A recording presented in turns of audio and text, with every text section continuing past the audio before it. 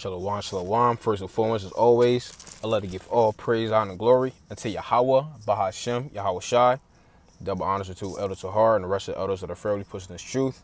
As always, peace and blessings unto the elect. All right, so I just wanted to do this lesson real fast, just based off of what just happened at the altar. Even Esau is starting to believe in his own destruction, his own demise. Esau is starting to believe. Was these two Edomites, when I was at the altar, it came up all, hype, not hype in a bad way, but just, just all hype and happy to see me or whatever, I guess. He was like, hey man, what's up? And I was like, man, America is about to be destroyed. And one Edomite was like, yeah. He was like, yep, yeah, America is definitely heading towards destruction. You're right about that. And there's one other Edomite, he said, yo, he was like, and he had a serious look on his face. He said, yo, that's the best and honest thing I've heard all day today. And they just kept talking about it amongst themselves, like, yeah, man, America's done. I was just like, yo, man, this is beautiful. All right, man, the Heavenly Father is really having Esau believe in his own destruction. This is Acts 19:20. It says, so mightily grew the word of the Heavenly Father and prevailed. Yeah, this word is prevailing. At all costs, this word is prevailing.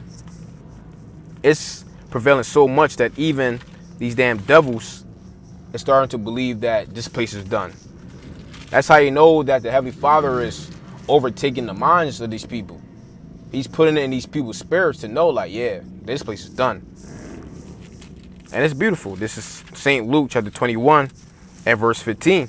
It says, for I will give you a mouth and wisdom, which all your adversaries shall not be able to gainsay or resist. That's right. They can't resist what we say.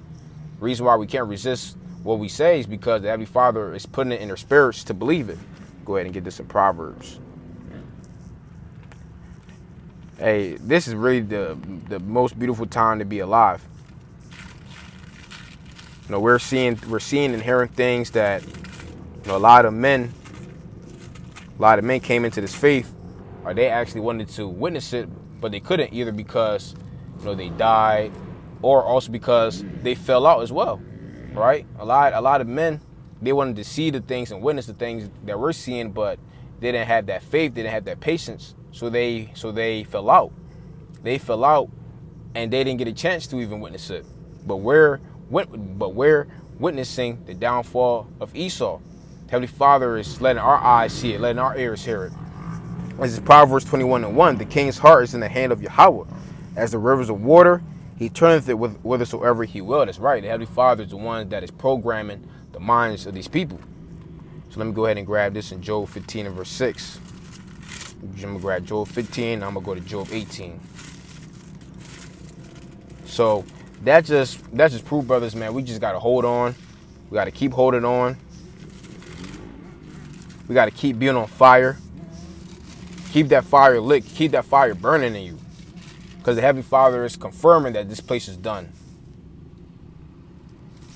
So this is Job, the 15th chapter, and verse 6. It says, thine own mouth condemneth thee, and not I. Yea, thy own lips testify against thee. That's right, Esau's own lips is testifying against his own self. His own tongue is falling down on himself. Get that in the book of Psalms. This is Psalms chapter 64 and verse 8. Psalms chapter 64 and verse 8. So they shall make their own tongue to fall upon themselves. See that? Their own tongue is falling upon themselves. They're openly admitting that America's done.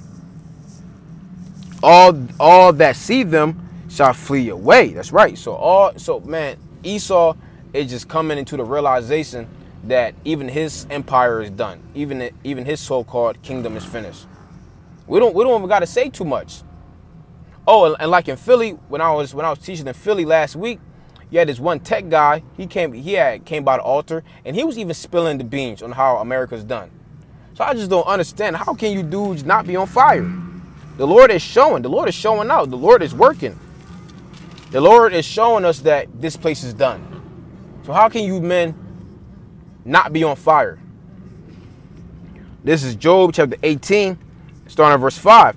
It says, yea, the light of the wicked shall be put out, and the spark of his fire shall not shine. That's right. So the light of the wicked is going to be put out. What does the light symbolizes? The light symbolizes Esau being that beaker of light, or his wisdom. Or that's going to be put out. The Heavenly Father is putting it out.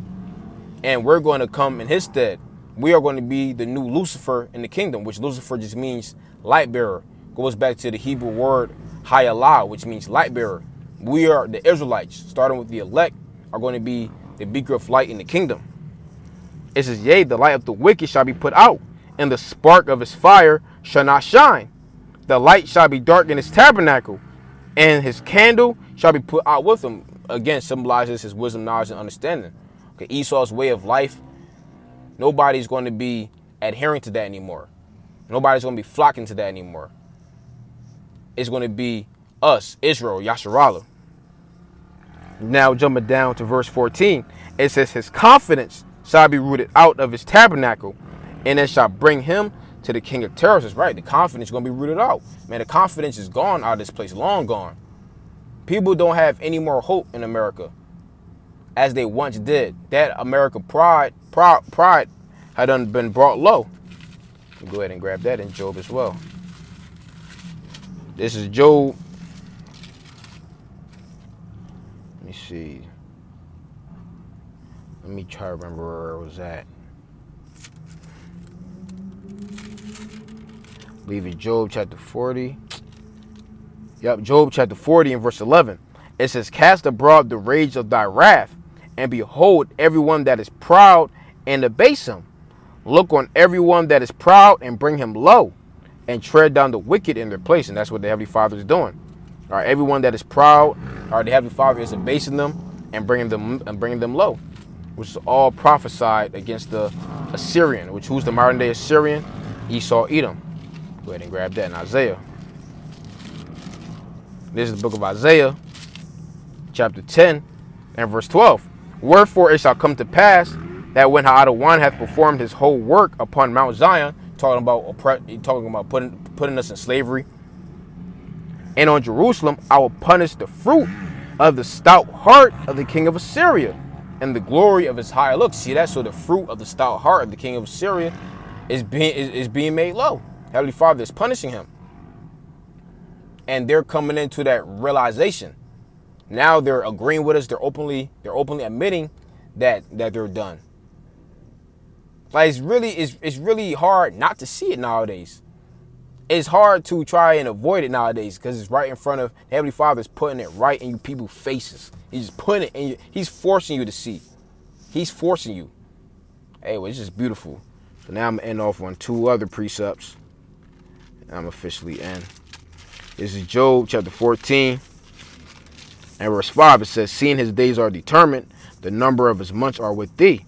God has appointed his bounds that he cannot pass. See that? The Heavenly Father appointed a measure of rulership, measure of time that Esau can rule the earth. And he's not going to pass it. There's nothing that he can do to avoid it.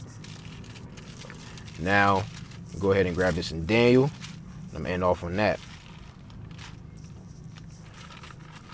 This is the book of Daniel.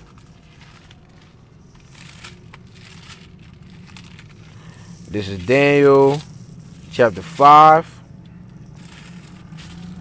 Daniel chapter 5 and verse 26. It says, this is the interpretation of the thing. Mene, the Heavenly Father have numbered thy kingdom and finished it. Yep, the Heavenly Father numbered this kingdom and finished it. All right, so with that, Yahweh Tazah, your few brothers and sisters were edified. All praise, honor, and glory unto Yahweh, Bahashem, Yahweh Shai, and Shalom.